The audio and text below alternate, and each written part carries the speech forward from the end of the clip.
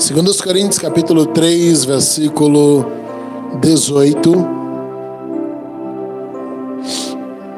que diz assim: mas todos nós, com o rosto descoberto, refletindo como um espelho a glória do Senhor, somos transformados de glória em glória, na mesma imagem como pelo Espírito do Senhor. Feche os seus olhos, apresente tua fome e tua sede a Deus agora. Eu não sei se foi possível para alguém hoje não ter sentido a presença de Deus até o momento, mas se isso aconteceu com você, por favor, se volte agora aos céus. Diga ao Pai exatamente o que você veio buscar aqui nessa noite. Esse é o momento que a gente, mais do que dizer Deus, usa o pregador, a gente diz: Deus, fala comigo. Deus, toca o meu espírito, porque o Senhor sabe aquilo que eu necessito, aquilo que eu preciso ouvir neste lugar. Então, por favor, fale com Deus agora. Pai, Tu sabes das minhas necessidades. Tu sabes do que eu preciso, Deus. Tu sabes daquilo que eu necessito de Ti nessa noite. Eu estou inteiramente dependente de Ti neste momento, Pai. Dependo de Ti de uma forma como talvez nunca antes, para que o Senhor me use nesta noite para falar com a Tua igreja, Pai. Eis aqui o Teu povo, eis aqui a Tua palavra, Pai. Eis aqui o Teu vaso, Deus. Enche-nos nessa noite.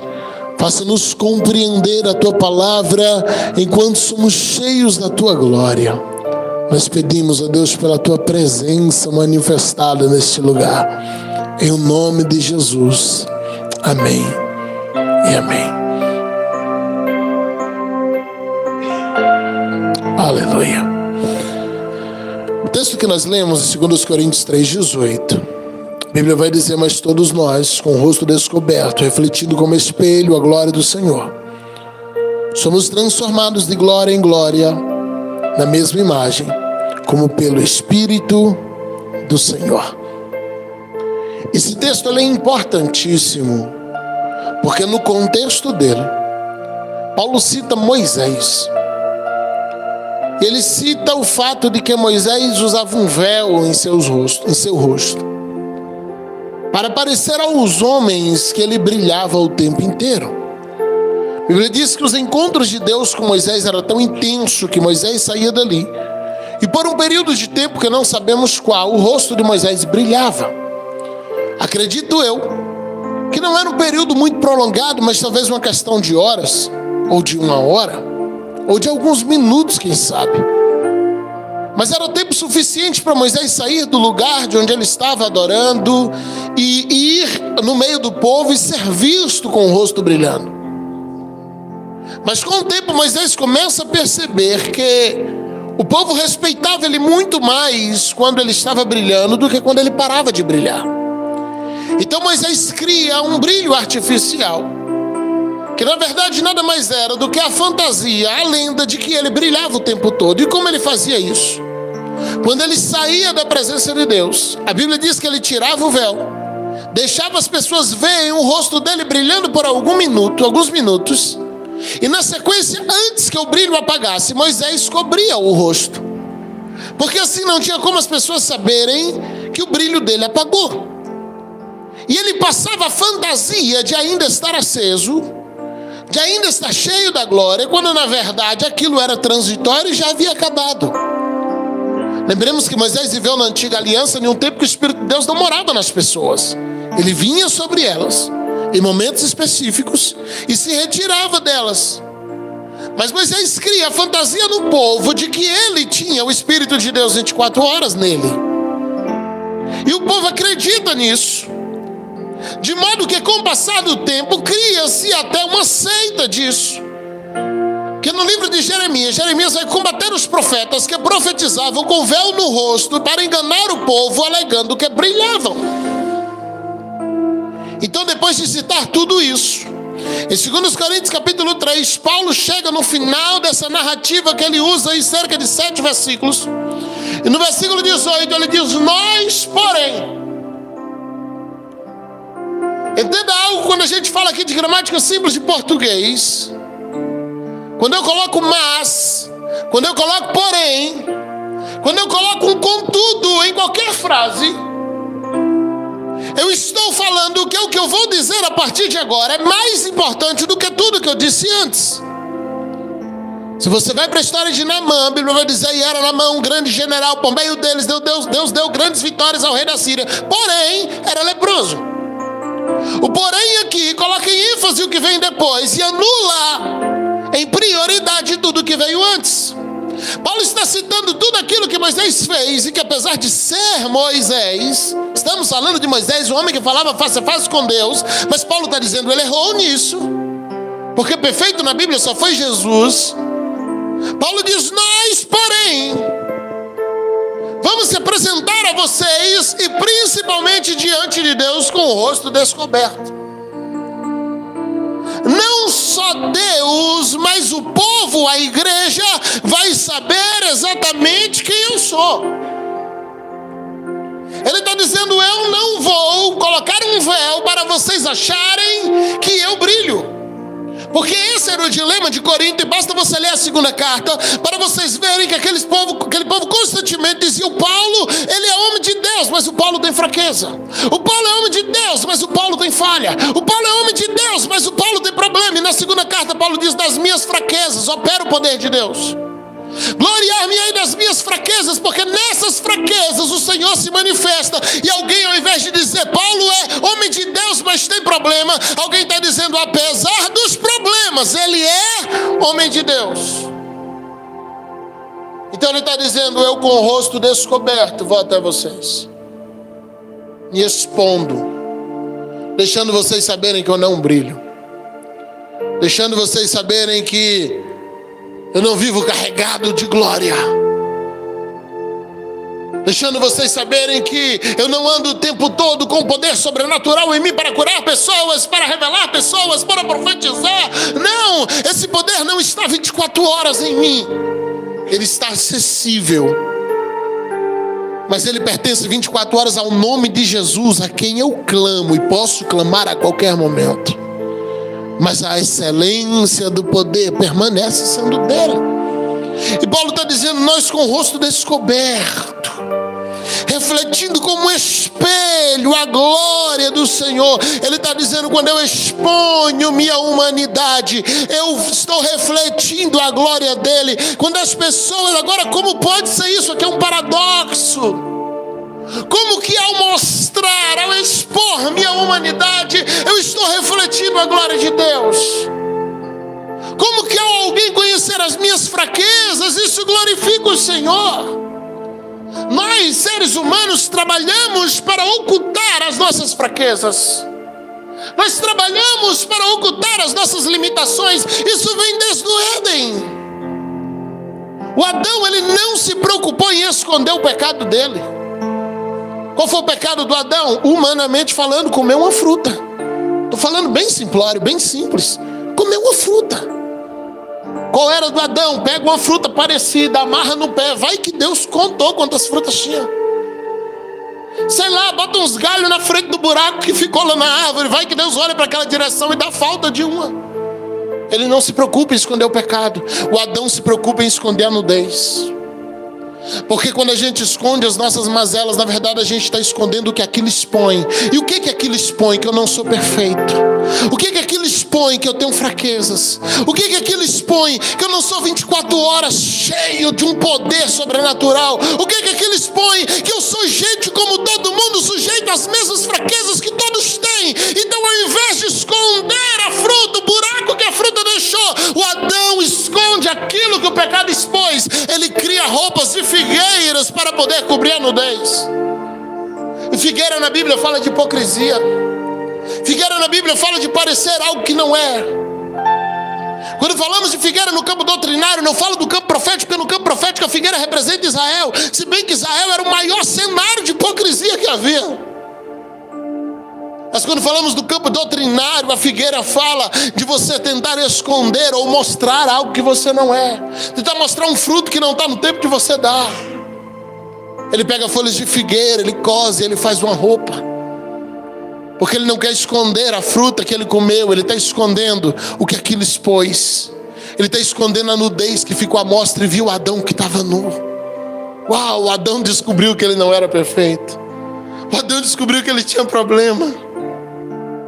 Sabe, queridos, o Judas precisava trair. Sim, eu pulo lá para a crucificação. Estava profetizado, alguém tinha que trair Jesus. Mas imagina comigo, por favor, se ao invés de correr para aquele sinédrio, Judas corresse para o pé da cruz e dissesse: Jesus, eu errei, eu te traí, o Senhor falou que eu faria e eu fiz. Imagina comigo se a graça não teria alcançado Judas. Se Jesus nos perdoou os soldados que o crucificaram, Jesus disse: Pai, perdoa eles porque eles não sabem o que fazem. Jesus perdoou Pedro que o negou e colocou ele como o primeiro pastor da igreja, porque Jesus não perdoaria o Judas. Mas o Judas não corre para a cruz para dizer: Pai, eu estou exposto. Ele vai tentar resolver o problema pelos bastidores, porque para Judas o que importava era a sua reputação. Para Judas o que importava era aquilo que as pessoas pensariam sobre ele. Então ele tenta a todo custo desfazer o que fez. E quando ele não consegue, ele acaba com a própria vida. Paulo está nos ensinando, segundo os Coríntios 3,18, dizendo: tira o véu.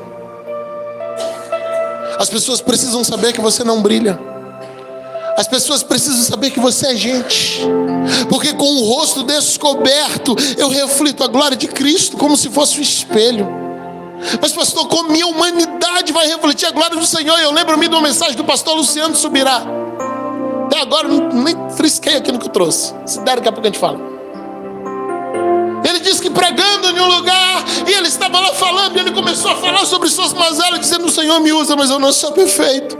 O Senhor me usa, mas eu não consigo orar todos os dias. O Senhor me usa. E depois do culto, o irmãozinho procurou ele e falou: pastor, hoje Deus reacendeu o meu chamado. Agora eu sei que Deus vai me usar. E ele disse que ficou muito feliz com a mensagem do irmão, e falou assim, com a informação do irmão, e falou assim: irmão, qual a parte da mensagem que te tocou tanto assim? Ele disse: pastor Subirá, se Deus te usa com esse tanto de defeito que você tem, cara, eu não tenho metade dos teus problemas. Tem jeito pra minha vida. Ele conta que brincou com aquele irmão e falou: rapaz, você também não aprendeu nada com o que eu preguei hoje.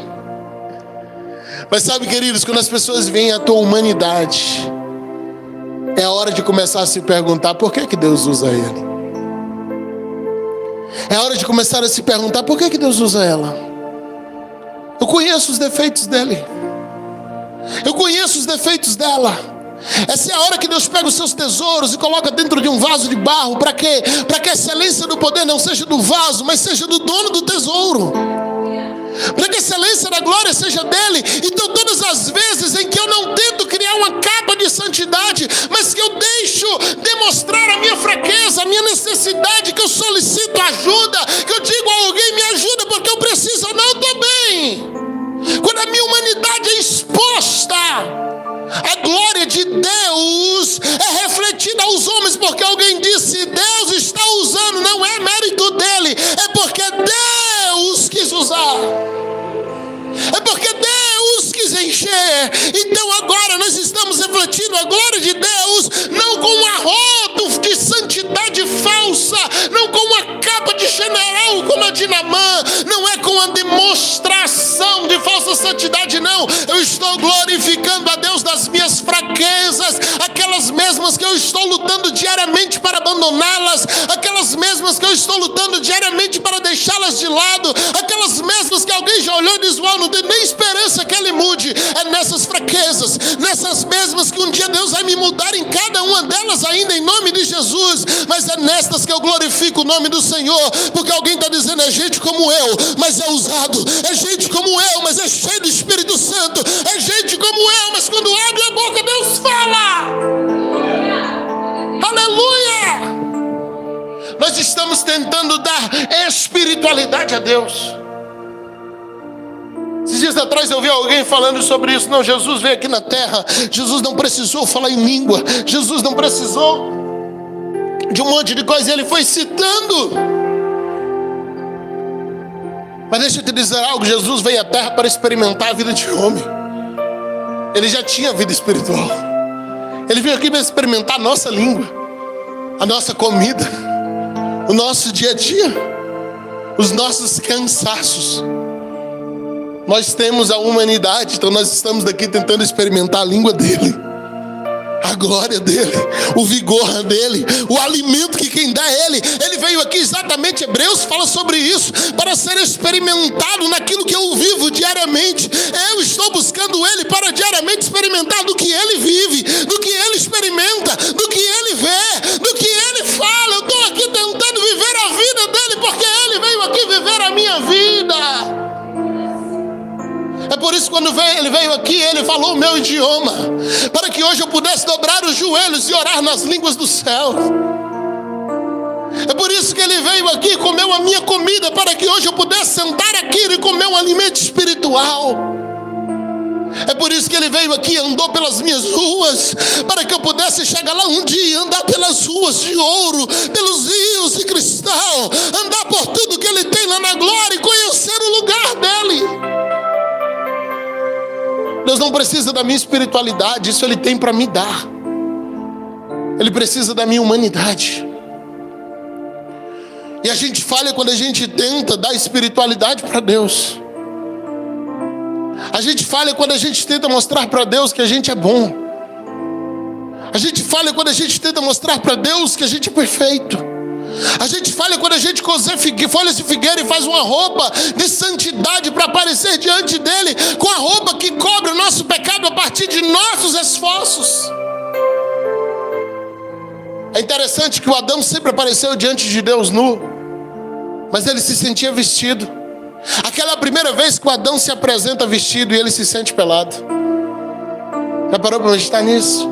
É a primeira vez que ele está vestido e é a primeira vez que ele se sente pelado. Porque os meus esforços, a roupa que eu faço pode me cobrir diante dos homens, mas não me cobre diante de Deus. Mas a roupa que Ele me dá, e a Bíblia diz, o Senhor pegando a pele de um cordeiro, teceu roupas e deu para Adão e para Eva, porque só o que Deus me dá me cobre diante dEle.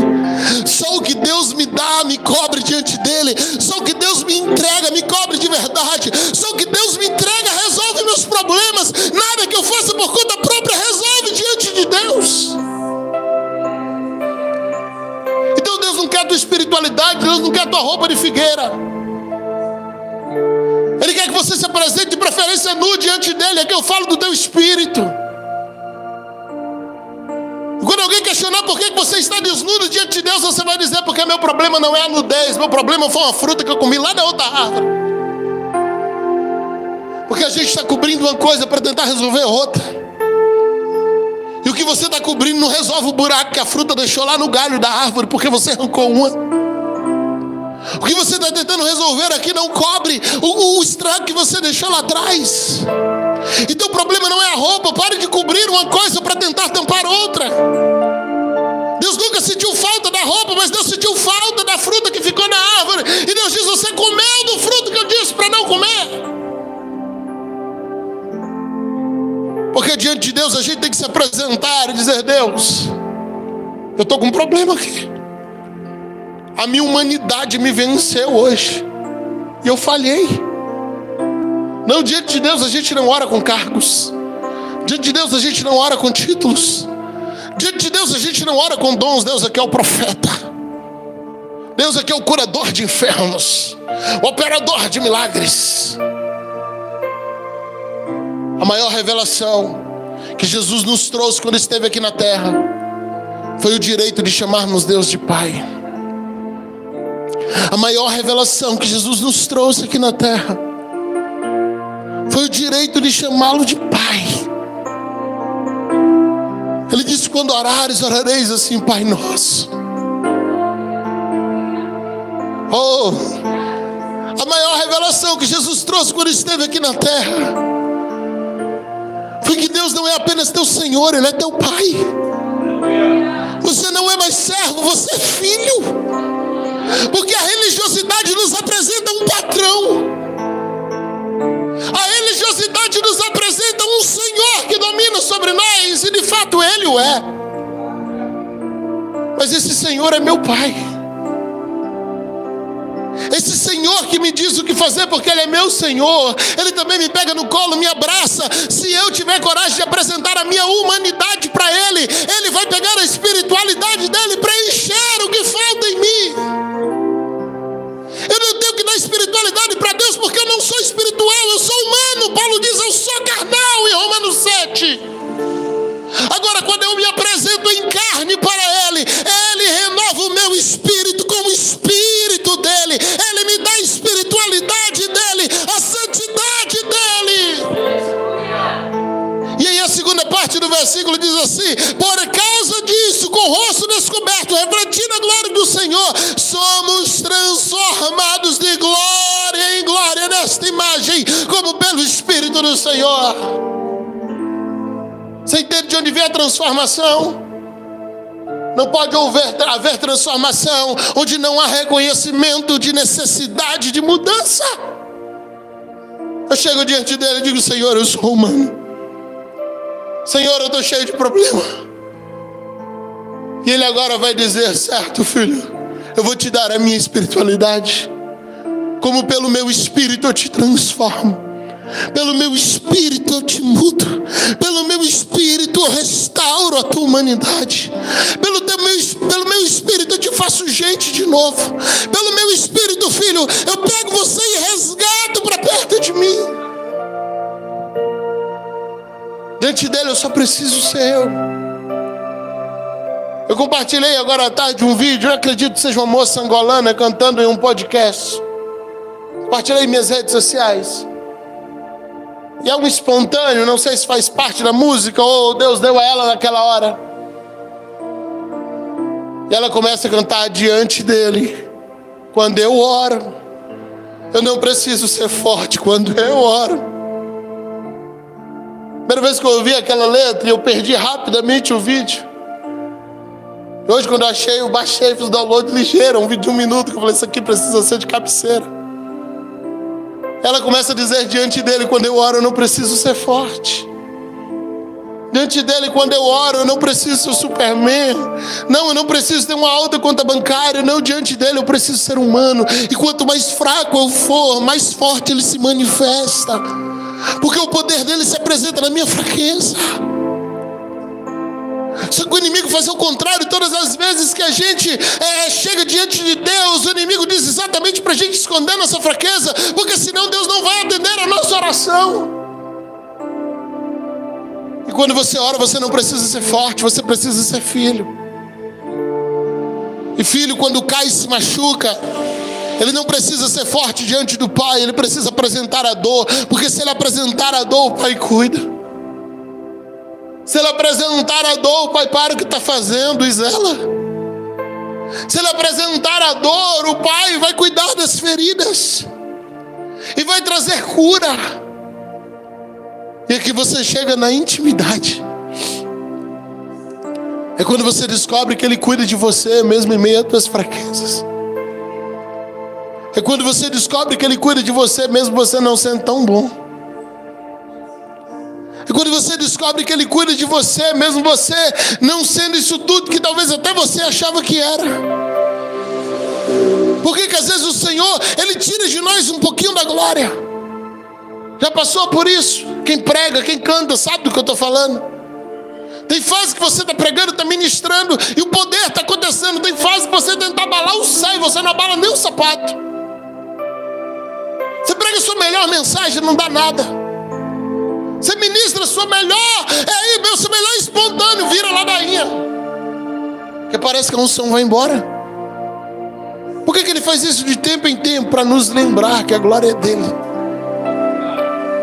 Para nos lembrar que a unção ainda é dele. Para nos lembrar que o poder é dele. E é nessa hora que eu devo correr de volta para ele e dizer: pai, eu entendi, é teu. É teu. Pode me usar, porque agora eu vou glorificar o teu nome. Eu entendi, não é meu, é teu. Então no outro dia você chega e você não faz nada do que você vinha fazendo, só que dessa vez acontece. Então aquele dia você traz uma mensagem que você acha que não vai ser boa, e naquele dia Deus faz algo diferente. Naquele dia você canta a música que todo mundo está acostumado a cantar, e você cantou ela por desgosto. Já cantou um hino por desgosto? Você não lembra de nenhum outro, não está inspirado para nada. Então você pega um que você acha que a igreja toda sabe, você canta só para poder preencher, porque você está na escala. Um louvor que nem sai do coração, mas naquele dia ele te surpreende. Você volta para casa dizendo: o que aconteceu? E o Senhor está dizendo no teu ouvido: é para você lembrar que é eu que faço. É para você lembrar que a glória ainda é minha. É para você lembrar que a unção ainda é minha. Como é que eu sou transformado, pastor? Eu sou transformado de glória em glória. Não é de luta em luta. Não é de problema em problema. Muita gente aprendeu que a gente é transformado de problema em problema. Não, você é transformado de glória em glória. Você vai subindo níveis de glórias. Você vai subindo em níveis de intimidade. Você vai adentrando para dentro do tabernáculo de Deus. O povo de Israel, quando chegava para sacrificar no tabernáculo, e ali é uma manifestação da graça. Ele lidava primeiro com a primeira cortina, que ficava afastada de todo o tabernáculo, cobrindo o quintal do tabernáculo. Ali é a porta da salvação, a porta da graça. Você entra ali dentro antes de sacrificar, antes de corrigir qualquer coisa, antes de resolver, porque seja lá o que você vai resolver lá dentro. É o primeiro nível da intimidade. Você atravessa a cortina. Você ainda tem uns pecados, você ainda tem uns problemas, ainda carrega um cordeiro que não sabe se vai ser aprovado ou não. Mas você acabou de entrar para o pátio do tabernáculo. Você acabou de entrar na porta da graça. Você acabou de entrar na porta do evangelho. Só que antes de entrar no lugar santo, você se depara com o altar de sacrifício. Porque essa é a próxima fase. Depois da gente receber gratuitamente, com todos os nossos pecados, a porta do evangelho, a gente chega lá dentro e descobre que vai ter que resolver tudo.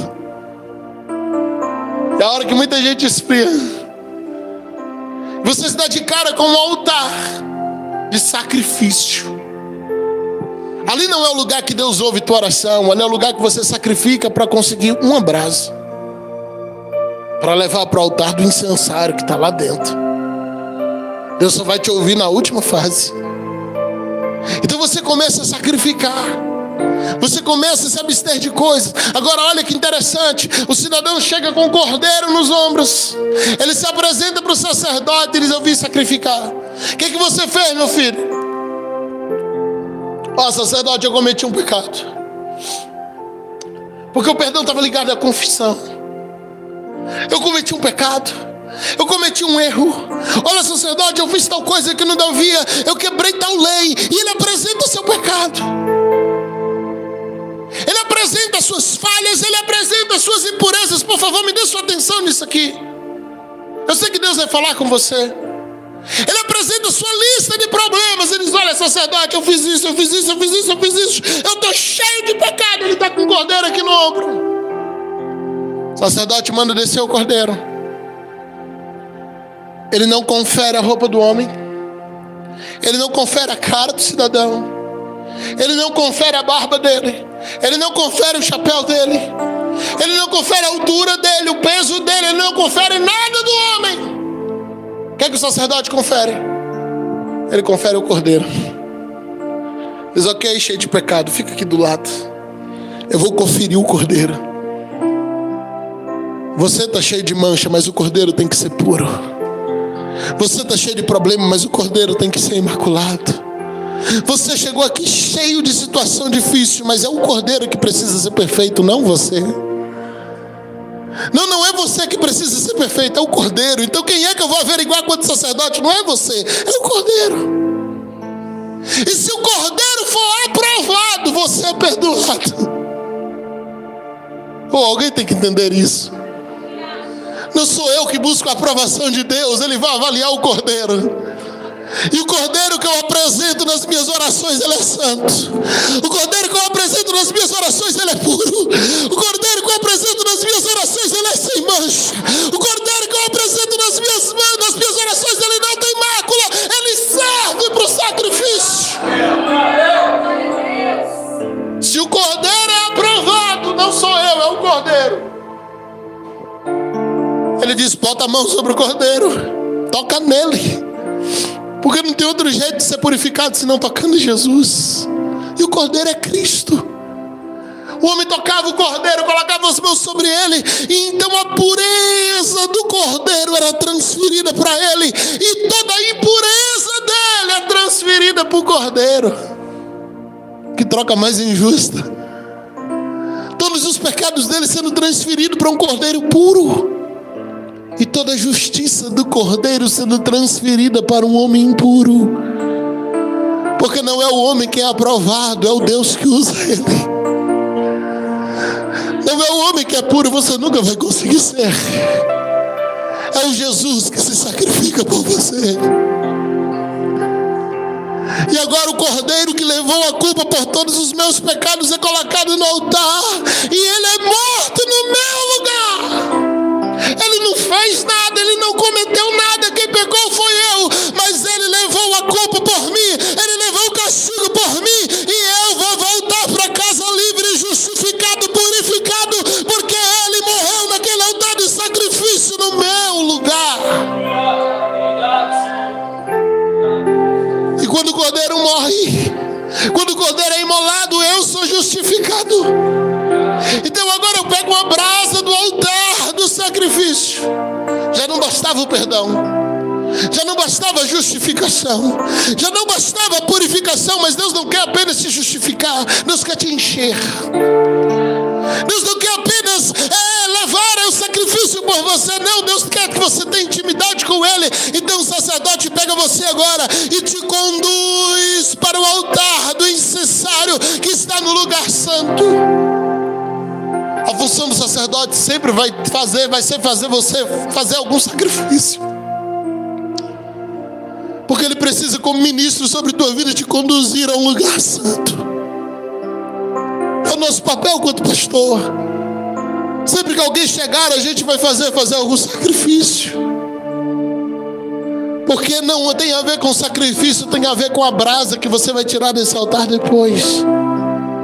E você tira uma brasa dali, leva lá, e com aquela brasinha você acende o altar do incensário. E quando aquela fumaça do incensário chega até a Deus, você pode pedir o que quiser naquele lugar santo que Deus te atende. Você pode pedir o que quiser naquele lugar que Deus te responde. Você pode pedir o que quiser naquele lugar que Deus vai te dar. Ele já te perdoou, Ele já te justificou, Ele já te santificou, mas agora Ele está te levando para um lugar santo, dizendo: filho, peça o que quiser, que eu estou aqui para atender você. Mas isso não acontece lá fora, isso acontece no ato interno, isso acontece no lugar santo, isso acontece no lugar de intimidade.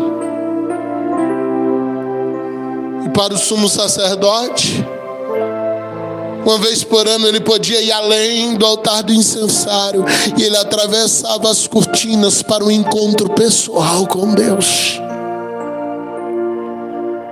Imagina que o nosso cordeiro, ao morrer, rasgou aquele véu. Ele está dizendo: filho, eu estou te oferecendo, primeiro, salvação. Você entra pelas cortinas, pelos portões, com todos os seus pecados.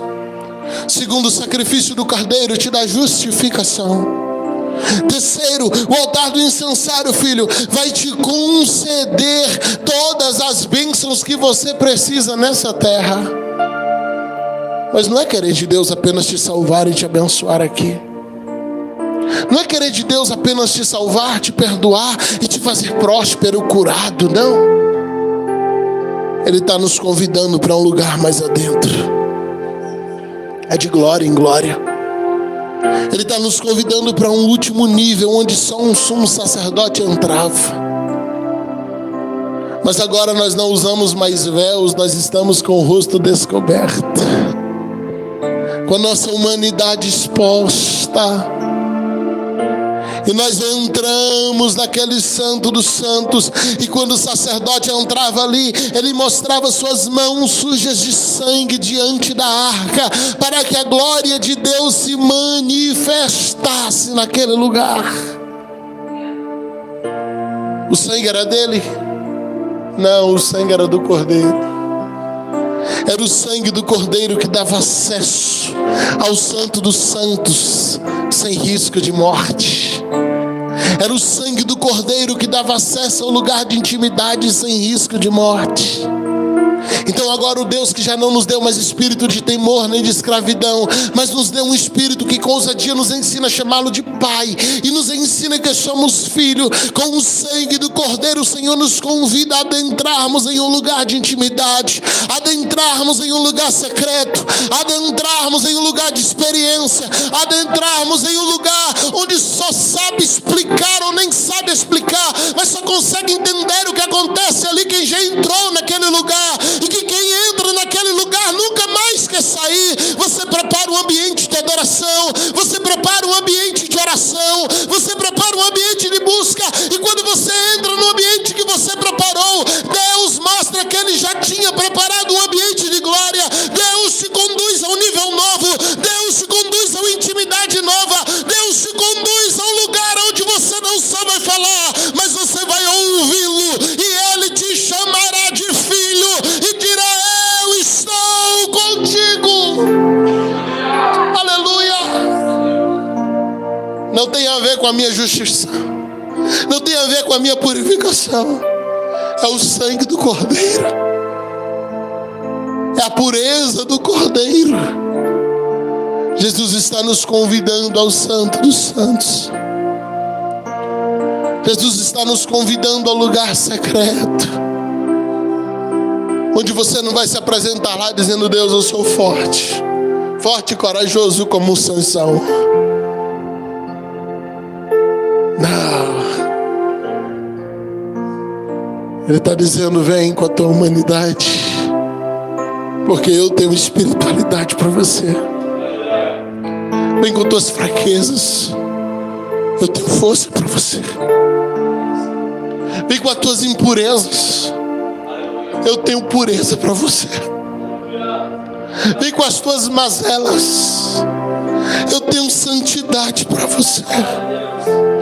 Vem com os teus problemas, eu tenho solução para você. O Senhor está nos convidando a um lugar adentro, um lugar onde muita gente não entra há muito tempo, e dizendo: entra aqui, filho, com todos os problemas que você tem. Entra aqui, filho, com o rosto descoberto. Entra aqui, filho, com todas as mazelas que você tem. Porque não é você que eu vou avaliar, é o seu Cordeiro. Não é você que eu vou avaliar. Chama lá o Gedael, Marcelo, antes. É o Cordeiro que você está apresentando.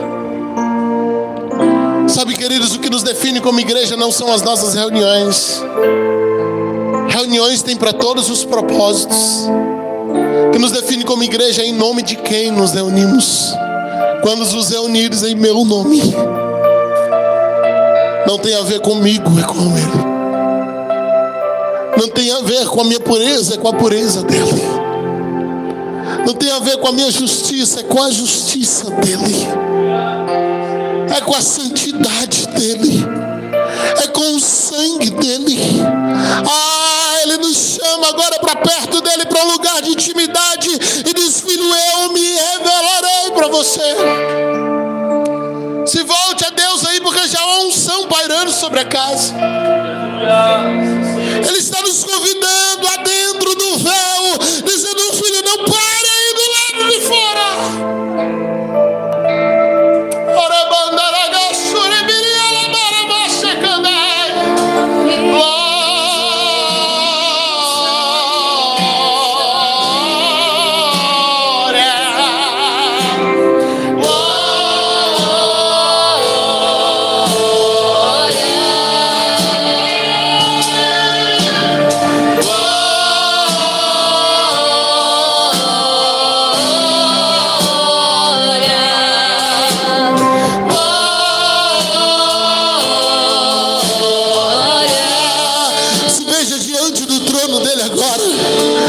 Se você tem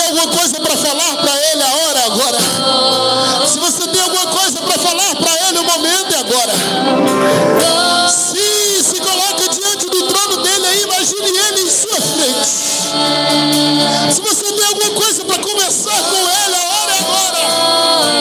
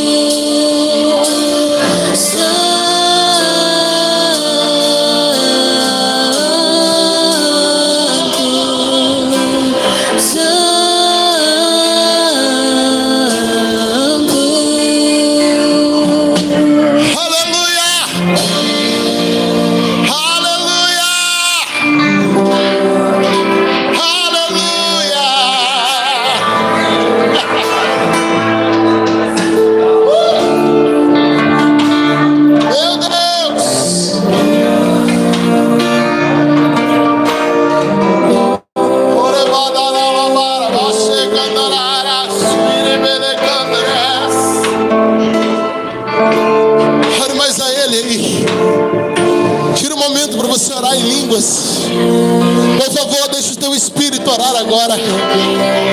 Deixa o teu espírito orar agora.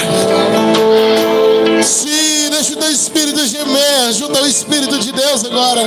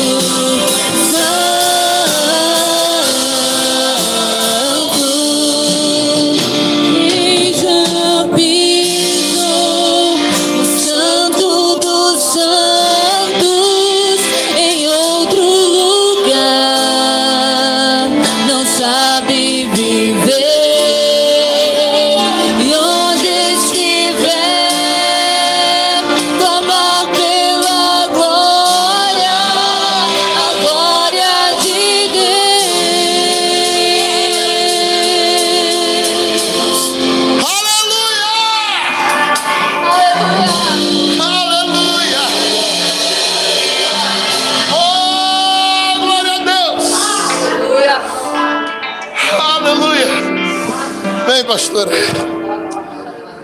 Meu Deus, não. Deixa Deus fluir.